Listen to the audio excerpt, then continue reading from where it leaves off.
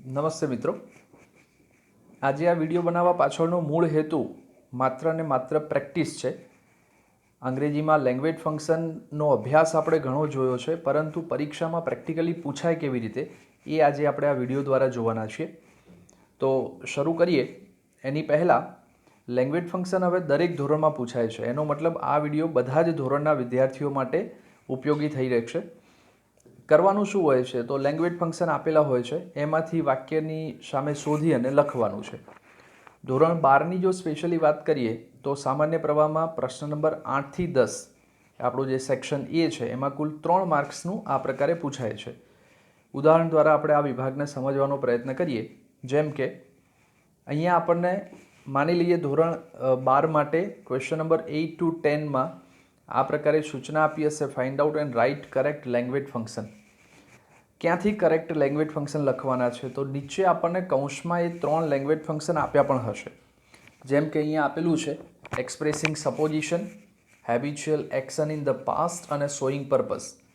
નીચે 3 વાક્યો પણ આપેલા હશે, 8, 9 અને 10 નંબર આ પ્રકારે કરીને.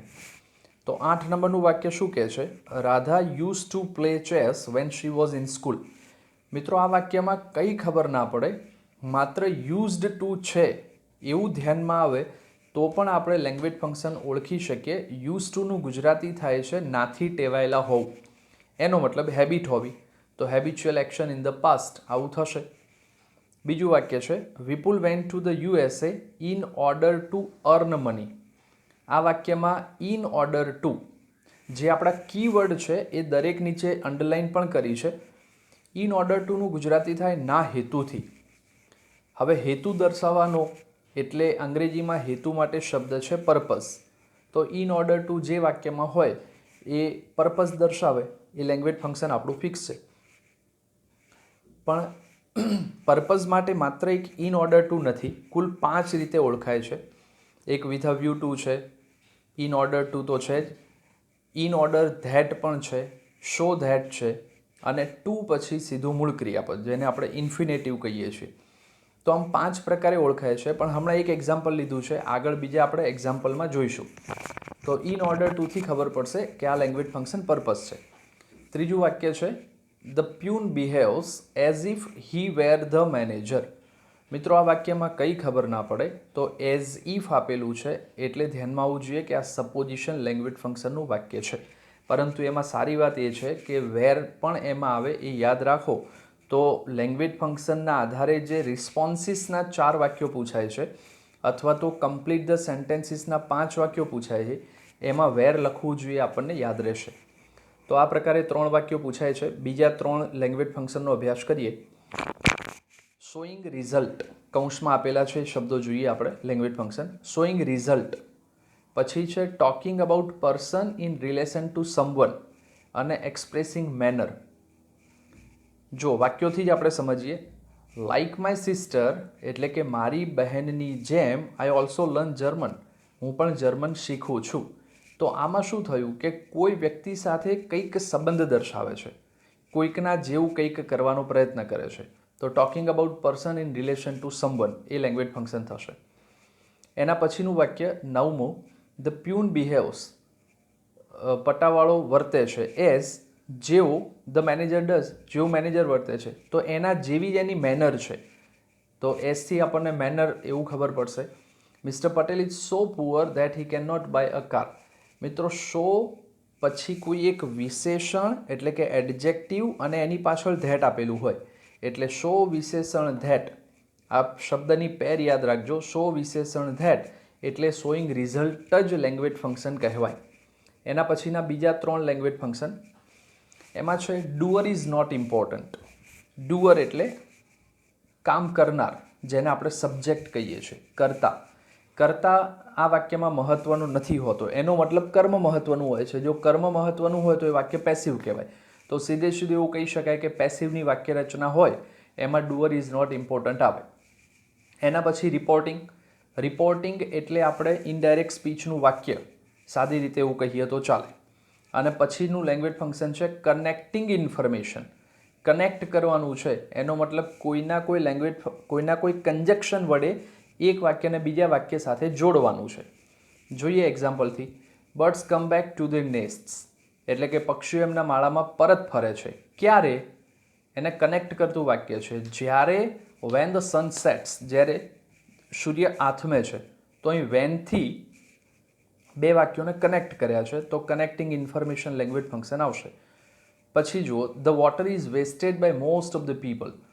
ઇઝ વેસ્ટેડ, જે મિત્રોને સાદા વર્તમાનકાળ એટલે કે સિમ્પલ પ્રેઝન્ટ ટેન્સની પેસિવની ફોર્મેશનનું વર્બ ખબર હશે એમને ધ્યાનમાં છે. ઇઝએમઆર પ્લસ પાસ્ટ પાર્ટિસિપલ આવે તો એ પેસિવની રચના કહેવાય. અને 9મા વાક્યમાં ધ્યાનથી જોશો તો વાક્યની શરૂઆતમાં વોટર આપ્યું છે. અહીંયા એક ભૂલ છે, વોટરની સાથે આર્ટિકલ ધ લખાયો છે, એ વાસ્તવમાં નહીં આવે. તો વાક્યની શરૂઆત આપણે વોટરથી જ સમજીએ તો વોટર પોતે કરતા ન હોઈ શકે, તો આ પેસિવ વાક્ય છે, તો એમાં doer is not important language function આવશે. પછી Rakesh told Mona that he wanted her pen. મિત્રો આપણને સૌને ધ્યાનમાં છે, ઇનડાયરેક્ટ સ્પીચમાં આપણે ડાયરેક્ટમાંથી ઇનડાયરેક્ટમાં ફેરવતા હોઈએ છીએ, તો સેઇડ ટુ બરાબર ટોલ્ડ કરવું પડે છે. તો ત્યાંથી ધ્યાનમાં આવશે ટોલ્ડ છે એટલે ઇનડાયરેક્ટ છે અને સંયોજક ધેટ પણ છે, તો આ થશે રિપોર્ટિંગ લેંગ્વેજ ફંક્શનનું વાક્ય. ત્યારબાદ condition in the past, comparing અને કોન્ટ્રાસ્ટિંગ બહુ જ સારા અને ખૂબ મહત્ત્વના લેંગ્વેજ ફંક્શન્સ છે. પરીક્ષામાં મોટાભાગે આમાંથી કોઈ એક તો અવશ્ય પૂછાય છે. Condition in the past, comparing અને કોન્ટ્રાસ્ટિંગ. એક્ઝામ્પલથી સમજીએ. Mahesh is taller than Rohan. મિત્રો, ટોલર ધેન છે, જે લોકોને ડિગ્રી ઓફ કમ્પેરિઝન ખબર છે એમને ધ્યાનમાં છે કે ટોલર ધેન એ કમ્પેરેટિવ ડિગ્રીનું વાક્ય કહેવાય. તો કોઈ પણ ડિગ્રીનું વાક્ય હોય તો એને આપણે કમ્પેરિંગ કહીશું. કોઈ પણ ડિગ્રી, એ પછી પોઝિટિવ ડિગ્રી હોય, કમ્પેરેટિવ હોય કે સુપરલેટિવ હોય, કોઈ પણ ડિગ્રી એટલે કમ્પેરિંગ કહેવાય. તો અહીંયા ઈઆર અને ધેન છે એ comparative degree, language function comparing કહેવાશે. 9મું વાક્ય છે though Mayur is poor he is honest. મિત્રો અહીંયા ધો આપ્યું છે, ધો એટલે જો કે.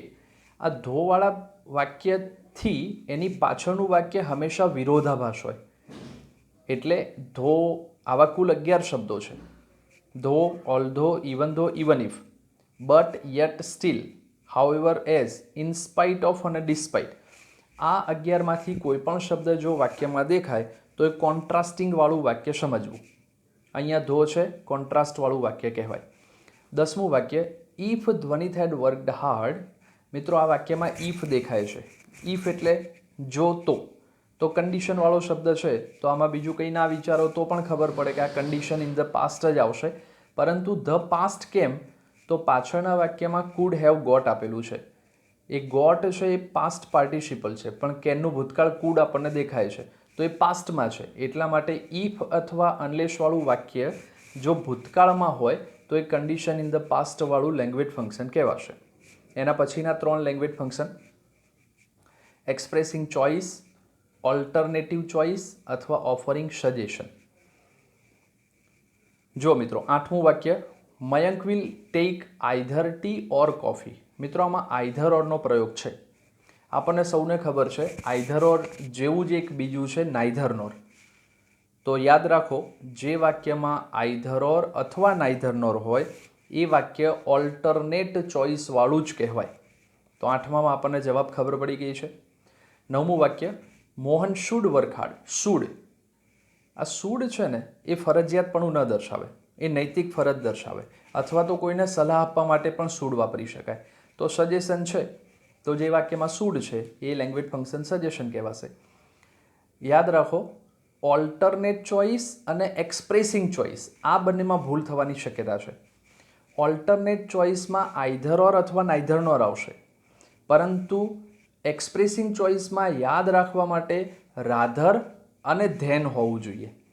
10મું વાક્ય છે mister Shah would rather sleep than go out.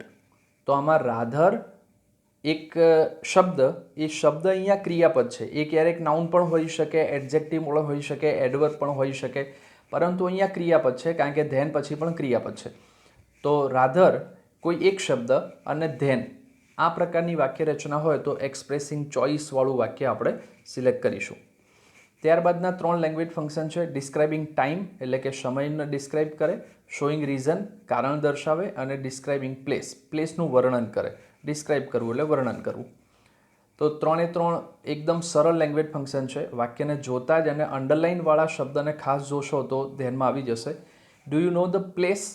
મિત્રો અહીંયા પ્લેસ આવ્યું છે, પ્લેસ. તો આપણું લેંગ્વેજ ફંક્શન છે ડિસ્ક્રાઇબિંગ પ્લેસ. તો પ્લેસ અને વેરથી પણ આપણને સ્થાન ખબર પડે. તો પ્લેસ અને વેરથી ધ્યાનમાં આવશે. ડિસ્ક્રાઇબિંગ પ્લેસ આપણું લેંગ્વેજ ફંક્શન છે. 9મું વાક્ય, as soon as the teacher કેમ ધ સ્ટુડન્ટ સ્ટુડ અપ. આ એઝ સૂન એઝ જે છે ને, એડવર્બ ક્લોઝ ઓફ ટાઈમ છે. એવા કુલ 4 શબ્દો છે. એઝ સૂન એઝ, નો સુનર, હાર્ડલી અને સ્કેર્સલી. આ 4માંથી જો કોઈ શબ્દ આપણને દેખાય કોઈ વાક્યમાં તો એ અવશ્ય ડિસ્ક્રાઇબિંગ ટાઈમવાળું લેંગ્વેજ ફંક્શન કહેવાશે. This is the reason. મિત્રો અહીંયા રીઝન આપણને દેખાય જ છે. વાય, શા માટે. હી લેફ્ટ ધ ક્લાસ, એણે શા માટે ક્લાસ છોડ્યો એનું આ કારણ છે. તો અહીંયા રીઝન શબ્દ હોવાના કારણે અને વાય હોવાના કારણે શોઈંગ રીઝન એ લેંગ્વેજ ફંક્શન આપણે સિલેક્ટ કરવું પડશે. ત્યારબાદ બીજા 3 લેંગ્વેજ ફંક્શન, રિક્વેસ્ટિંગ, ડિક્લાઇનિંગ અને એક્સપ્રેસિંગ એબિલિટી. મિત્રો આ ત્રણેયના ગુજરાતી અર્થ ખબર હોય તો લેંગ્વેજ ફંક્શન ઓળખવામાં સરળતા પણ રહેશે. રિક્વેસ્ટ કરવી એટલે કે વિનંતી કરવી. ડિક્લાઇન, ટુ ડિક્લાઇન કરવું એટલે સે નો, ના પાડવું, નકારવું. અને એક્સપ્રેસિંગ એબિલિટી, એબિલિટી એટલે ક્ષમતા, કાર્ય કરવાની ક્ષમતા અથવા તાકાત દર્શાવે છે એબિલિટી. તો જો અહીંયા 8મું વાક્ય છે, ધ્વનિત કેન સ્પીક જર્મન, મતલબ ધ્વનિત જર્મન બોલી શકે છે, આ એની એબિલિટી છે. તો એક્સપ્રેસિંગ એબિલિટી આવશે. Please give me your pen, પ્લીઝથી કીધેલું છે, રિક્વેસ્ટ છે, તો આ રિક્વેસ્ટિંગ વાળું language function. Sorry sir, I will not come tomorrow. સોરીથી ડિક્લાઇન ખબર પડશે એવું નહીં, પણ પૂરા વાક્યનો અર્થ સમજીએ. સોરી સર, સાહેબ મને માફ કરો, I will not come tomorrow, હું આવતીકાલે નહીં આવી શકું. આ નકાર કર્યું છે એટલે નકાર્યું છે. ડિક્લાઇન કર્યું છે, સે નો, ના પાડી છે, એટલે 10મું જે વાક્ય છે એ ડિક્લાઇનિંગ આવશે. એના પછીના છેલ્લા 3 આપણા language function, exclamation, showing possibility, inquiring about place. ત્રણેયના અર્થ સમજીએ. એક્સક્લેમેશનનો મતલબ છે ઉદ્ગાર. કોઈ વાક્ય ઉદ્ગાર વાક્ય હોય તો એ એક્સક્લેમેશન લેંગ્વેજ ફંક્શનમાં આવશે. Possibility, showing possibility. પોસિબિલિટી એટલે શક્યતા, કંઈક આવું થઈ શકે એવી પોસિબિલિટી, શક્યતા દર્શાવવાનું વાક્ય કોઈ હોય તો એ પોસિબિલિટી લેંગ્વેજ ફંક્શનમાં જશે. અને ઇન્ક્વાયરિંગ અબાઉટ પ્લેસ, કોઈ સ્થાન વિશે ઇન્ક્વાયરી કરી હોય, પૂછપરછ કરી હોય તો ઇન્ક્વાયરિંગ અબાઉટ પ્લેસમાં જશે. જેમ કે 8મું વાક્ય, વાય ડુ યુ લીવ, તમે ક્યાં રહો છો. આ કોઈ સ્થાનની વાત છે અને સ્થાન માટે ઇન્ક્વાયરી કરી છે, એટલા માટે 8મું વાક્ય ઇન્ક્વાયરિંગ અબાઉટ પ્લેસમાં જશે. 9મું વાક્ય છે, what a nice picture it is. આ વાક્યમાં કંઈ ખબર ના પડે, છેલ્લે આપણને એક્સક્લેમેશન માર્ક દેખાય છે, ઉદ્ગાર ચિહ્ન દેખાય છે, એટલે એક્સક્લેમેટરી સેન્ટેન્સ કહેવાય. એટલે એને એક્સક્લેમેશન લેંગ્વેજ ફંક્શનમાં લખવું પડે. અને છેલ્લું વાક્ય, ઇટ મે રેઇન ટુડે, આજે કદાચ વરસાદ પડી શકે.